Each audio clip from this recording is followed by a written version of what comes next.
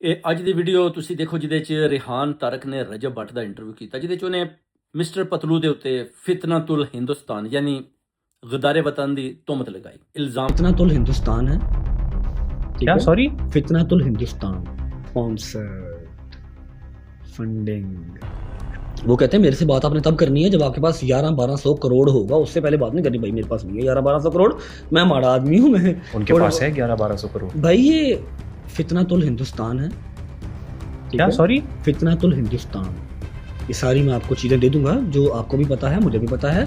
जो फाइल सारी रेडी है। This is a very technical term, you know. और फितनतुल हिंदुस्तान आई नो डैट। इन मैं हालात सारे के proof अंदर दूंगा, इन फाइल हालात के अंदर फितनतुल हिंदुस्तान भाई आपको मैं पता है कौन प्रूफ है? दूंगा, मैं प्रूफ दूंगा। मैं यहाँ पे बता नहीं सकता कि कौन है। ਲਾਇਆ। ਤੁਸੀਂ ਦੇਖੋ ਕਿ ਇਹ ਕਿਹੜਾ ਵੱਡਾ ਨੇ ਇਲਜ਼ਾਮ ਲਾਇਆ ਉਸ ਸ਼ਖਸ ਉਤੇ ਕਿ ਜਿਹੜਾ ਮੁਹੱਬੇ ਵਤਨ ਹੈ, ਜਿਹਦੇ ਨਾਲ ਪੂਰਾ ਪਾਕਿਸਤਾਨ ਲੋਕ ਉਹਦੇ ਨਾਲ ਪਿਆਰ ਕਰਦੇ। ਸਾਊਥ ਅਫਰੀਕਾ ਤੋਂ ਦੇਖੋ, ਪੂਰਾ ਸਾਊਥ ਅਫਰੀਕਾ ਉਹਦੇ ਨਾਲ ਪਿਆਰ ਕਰਦਾ। ਉੱਥੋਂ ਜਨਾਬ ਬਾਬਾ ਤਾਹਿਰ, ਉਸਕੇ ਬਾਅਦ ਚੌਧਰੀ ਉਸਮਾਨ ਉਰਫ ਮਾਨੂ, ਜਿਹੜੇ ਕਿ ਕਿੰਗ ਆਫ ਸਾਊਥ ਅਫਰੀਕਾ ਨੇ, ਉਹਨਾਂ ਨੇ ਵੀ ਆਪਣੀ ਮੁਹੱਬਤ ਦਾ ਇਜ਼ਹਾਰ ਕੀਤਾ ਕਿ ਅਸੀਂ ਪਤਲੂ ਨਾਲ ਖੜੇ ਹਾਂ।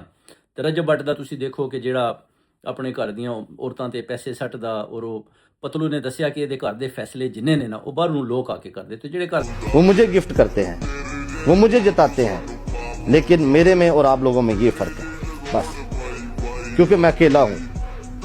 जो बंदा अकेला होता है ना, उसके साथ रब की ज़ात होती है। ये बात हमेशा याद रखें। बड़े बंदे आए हैं मेरी ज़िंदगी में, बहुत सारे बंदे आए हैं, लेकिन इतना हसद और इतना बुग़्ज़ मैंने किसी बंदे में और अपने किसी दुश्मन में नहीं देखा जितना बुग़्ज़ आप में। जब बराबरी ना हो तो बुग़्ज़ वाली नज़रों से नहीं देखते किसी को, ठीक है? जिस तरह का फेम आपके पास है, मुझे वो फेम नहीं चाहिए भाई। मैं उस चीज़ से मदद करता हूँ। ऐसा फेम अल्लाह ताला किसी को न दे।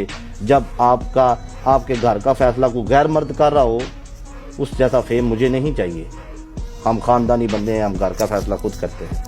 ਦੇ ਫੈਸਲੇ ਠੀਕ। ਬੰਦੇ ਬਾਹਰੋਂ ਆ ਕੇ ਕਰਨ, ਤੁਸੀਂ ਸਮਝਦੇ ਹੋ ਕਿ ਉਹ ਜਿਹੜਾ ਘਰ ਹੈ ਉਹ ਚੱਲ ਸਕਦਾ ਹੈ? ਬੜਾ ਮੁਸ਼ਕਲ ਹੈ। ਬੜੀ ਸੋਹਣੀ ਉਹਨੇ ਗੱਲ ਕੀਤੀ। ਉਹਨੇ ਕਿਹਾ ਮੇਰੇ ਤੇ ਨੇ ਗਦਾਰੀ ਦੇ ਇਲਜ਼ਾਮ ਲਗਾਏ ਨੇ। ਫਿਰ ਰਜਬ ਭੱਟ ਕਹਿ ਰਿਹਾ ਕਿ ਉਹ ਕਹਿ ਰਿਹਾ ਤੇਰੇ ਕੋਲ ਅਗਰ 1200-1300 ਕਰੋੜ ਹੈ ਤੇ ਫਿਰ ਮੇਰੇ ਨਾਲ ਮੁਕਾਬਲਾ ਕਰ। ਉਹਦੇ ਤੇ ਉਹਨੇ ਕਿਹਾ ਕਿ ਤੇ ਫਿਤਨਤੁਲ ਹਿੰਦੁਸਤਾਨ ਹੈ, ਔਰ ਇਹਦੇ ਕੋਲ ਜਿੰਨਾ ਪੈਸਾ ਵੀ ਹੈ ਉਹ ਯਾਨੀ ਇੰਡੀਆ ਦੀ ਤਰਫੋਂ ਆਂਦਾ ਹੈ, ਔਰ ਇਹ ਮੁਹੱਬੇ ਵਤਨ ਨਹੀਂ, ਇਹ ਗਦਾਰੇ ਪਾਕਿਸਤਾਨ ਹੈ। ਉਹਦੇ ਤੇ ਵੀ ਪਤਲੂ ਨੇ ਜਵਾਬ ਦੇ ਦਿੱਤਾ ਹੈ।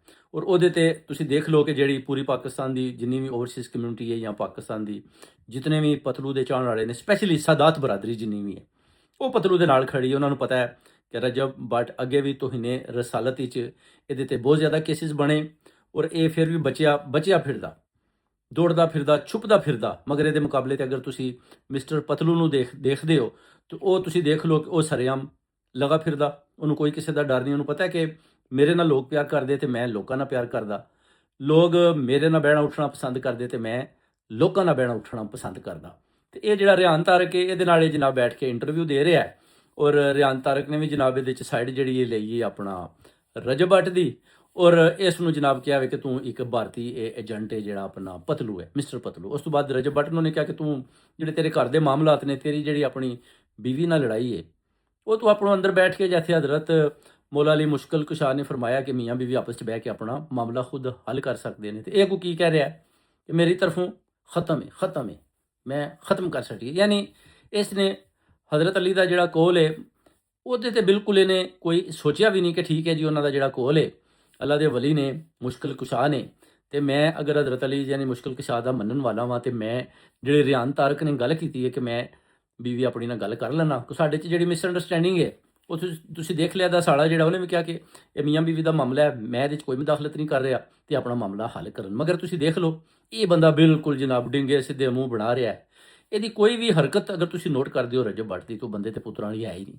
ਇਹਦੀ ਬਾਡੀ ਲੈਂਗੁਏਜ ਚੈੱਕ ਕਰ ਲਓ, ਇਹ ਪਤਾ ਲੱਗਦਾ ਕਿ ਇਹ ਜ਼ਿਹਨੀ ਮਰੀਜ਼ ਹੈ, ਇਹ ਇੱਕ ਜ਼ਿਹਨੀ ਮਰੀਜ਼ ਹੈ। ਉਹਦੇ ਮੁਕਾਬਲੇ ਤੇ ਅਗਰ ਤੁਸੀਂ ਪਤਲੂ ਨੂੰ ਦੇਖਦੇ ਹੋ ਤੇ ਪਤਲੂ ਬੜਾ ਇੱਕ ਠਹਿਰਿਆ ਇਨਸਾਨ ਹੈ, ਬੜਾ ਉਹਦੇ ਅੰਦਰ ਇੱਕ ਠਹਿਰਾਓ ਹੈ। ਬੰਦੇ ਨਾਲ ਗੱਲ ਉਹ ਕਰਨ ਦਾ ਉਹਨੂੰ ਪਤਾ ਹੈ, ਬੜੀ ਰਿਸਪੈਕਟ ਨਾਲ ਬੰਦਿਆਂ ਨਾਲ ਉਹ ਗੱਲ ਕਰਦਾ, ਔਰ ਬੰਦਿਆਂ ਨਾਲ ਪਿਆਰ ਮੁਹੱਬਤ ਵੀ ਕਰਦਾ, ਔਰ ਉਹਨਾਂ ਨੂੰ ਡੀਲ ਕਰਨਾ ਵੀ ਜਾਣਦਾ। ਉਹਦੇ ਮੁਕਾਬਲੇ ਤੇ ਇਹਨੂੰ ਤੁਸੀਂ ਤੱਕੋ ਜਿਹੜਾ ਤੋਇਨੇ ਰਸਾਲਤ ਦਾ ਮੁਰਤਕਬ ਹੋਇਆ, ਔਰ ਇਹਦੇ ਅੰਦਰ ਪੁਲਿਸ ਸਟੇਸ਼ਨ ਵਿੱਚ ਪਰਚੇ ਕੱਟੇ ਗਏ, ਮੌਲਵੀਆਂ ਇਹਦੇ ਖਿਲਾਫ ਆਵਾਜ਼ ਬੁਲੰਦ ਕੀਤੀ, ਔਰ ਬਾਹਰ ਦੇ ਮੁਲਕਾਂ 'ਚ ਇਹ ਭਾਗ ਗਿਆ। ਉਸ ਤੋਂ ਬਾਅਦ ਇਹ ਲੰਦਨ ਤੋਂ ਜਨਾਬ ਇੱਥੋਂ ਹੀ ਨੱਸ ਗਿਆ, ਤੇ ਜਿੱਧਰ ਜਾਂਦਾ ਲੋਕ ਪੱਥਰ ਲੈ ਕੇ ਦੇ ਪਿੱਛੇ ਲੱਗਦੇ ਔਰ ਦੌੜ ਜਾਂਦਾ। ਯਾਨੀ ਜਿੱਥੇ ਵੀ ਇਹ ਨਜ਼ਰ ਆਉਂਦਾ ਹੈ, ਇੰਜੇ ਨਜ਼ਰ ਆਉਂਦਾ ਕਿ ਜਿਕਣ ਕਿਸੇ ਸ਼ੈਤਾਨ ਦੀ ਆਮਦ ਹੋਈ ਹੈ। ਮਗਰ ਜਿੱਥੇ ਪਤਲੂ ਨਜ਼ਰ ਆਵੇ ਲੋਕ ਸਮਝਦੇ ਨੇ ਕਿ ਜੈਸੇ ਕੋਈ ਇੱਕ ਫਰਿਸ਼ਤਾਨੁਮਾ ਇਨਸਾਨ ਆ ਗਿਆ ਜਿਹੜਾ ਲੋਕਾਂ ਨਾਲ ਜਾਂ ਲੋਕ ਉਹਦੇ ਨਾਲ ਪਿਆਰ ਕਰਦੇ, ਜਿਹੜਾ ਕਿ ਸਪੈਸ਼ਲੀ ਉਹ ਸਦਾਤ ਨਾਲ ਪਿਆਰ ਮੁਹੱਬਤ ਕਰਦਾ, ਉਹਦੀ ਵਜ੍ਹਾ ਨਾਲ ਸਦਾਤ ਵੀ ਉਹਦੇ ਨਾਲ ਉਨਾ ਹੀ ਪਿਆਰ ਕਰਦੀ। ਸਪੈਸ਼ਲੀ ਕਿ ਗੁਜਰਾਤ ਦੀ ਜਿੰਨੀ ਸਦਾਤ ਹੈ ਔਰ ਦੂਸਰੇ ਜਿੰਨੀਆਂ ਵੀ ਸਿਟੀਆਂ ਨੇ ਸਾਰੀ ਸਦਾਤ ਉਹਦੇ ਨਾਲ ਸ਼ਾਨਾ ਬਿਸ਼ਾਨਾ ਖੜੀ ਹੈ। ਔਰ ਸਾਊਥ ਅਫਰੀਕਾ ਤੁਸੀਂ ਦੇਖ ਲਓ ਬਾਬਾ ਤਾਹਰੀ ਔਰ ਉਸਕੇ ਬਾਅਦ ਜਿਹੜਾ ਚੌਧਰੀ ਉਸਮਾਨ ਉਰਫ ਮਾਨੂ ਹੈ, ਉਹਦੀ ਜਿੰਨੀਆਂ ਟੀਮਾਂ ਨੇ ਸਾਰੇ ਪਤਲੂ ਦੇ ਨਾਲ ਸ਼ਾਨਾ ਬਿਸ਼ਾਨਾ ਖੜੇ ਨੇ। ਔਰ ਜਿਹੜਾ ਉਹਨੇ ਗੁਜਰਾਤ ਵਿੱਚ ਜੀਤੋ ਪੰਜਾਬ ਦਾ ਪ੍ਰੋਗਰਾਮ ਕਰਨਾ ਸੀ, ਜਿਹੜਾ ਹੁਣ ਜੰਗ ਸ਼ੰਗ ਲੱਗੀ ਹੈ ਉਹਦੇ ਵਾਸਤੇ ਸ਼ਾਇਦ ਫਲਾਈਟਾਂ ਜਿਹੜੀਆਂ ਨੇ ਉਹ ਮਿਸ ਹੋ ਰਹੀਆਂ ਨੇ।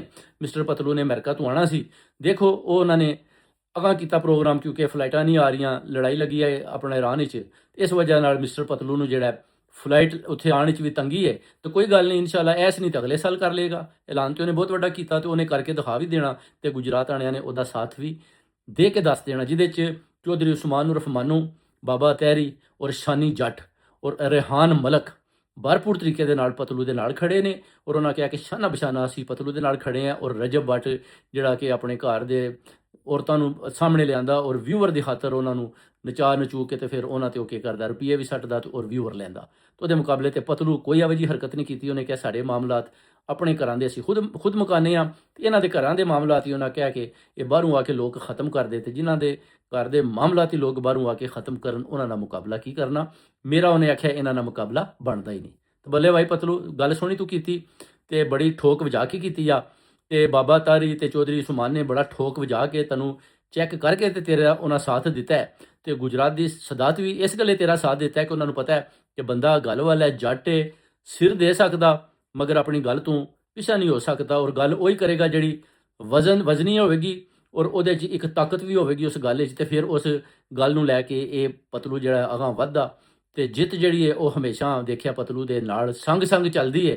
ਜਿੱਧਰ ਜਾਂਦਾ ਫਤਿਹ ਇਹਨੂੰ ਅੱਲਾ ਵੱਲੋਂ ਜਿਹੜਾ ਨਾ ਆਪਣਾ ਹੋ ਜਾਂਦੀ ਹੈ, ਜਿੱਥੇ ਇਹ ਕਦਮ ਰੱਖਦਾ ਉੱਥੇ ਇਹਦੀ ਫਤਿਹ ਹੋ ਜਾਂਦੀ। ਤੇ ਰਜਬ ਭੱਟ ਬੁਰੀ ਤਰ੍ਹਾਂ ਇਹ ਫਸ ਗਿਆ, ਇਹਨੂੰ ਸਮਝ ਨਹੀਂ ਆ ਰਹੀ ਕਿ ਮੈਂ ਕੀ ਕਰਾਂ ਤੇ ਕਿੱਧਰ ਜਾਂ। ਤੇ ਇਹ ਹੁਣ ਰਿਹਾਨ ਤਾਰਕ ਨੂੰ ਇੰਟਰਵਿਊ ਦੇਖ ਕੇ ਸਮਝਦਾ ਪਿਆ ਕਿ ਮੈਂ ਜਨਾਬ ਕੋ ਬੜਾ ਵੱਡਾ ਤੀਰ ਚਲਾ ਲਿਆ, ਜਿਹੜਾ ਮੈਂ ਕਹਿ ਦਿੱਤਾ ਕਿ ਫਿਤਨਾ ਤੋਂ ਹਿੰਦੁਸਤਾਨ ਹੈ, ਇਹ ਜਨਾਬ ਗਦਾਰ ਹੈ, ਇਹ ਜਨਾਬ ਹੁਣ ਮੈਂ ਇਹਦੇ ਪੋਲ ਖੋਲਾਂਗਾ, ਮੇਰੇ ਕੋਲ ਸਬੂਤ ਨੇ।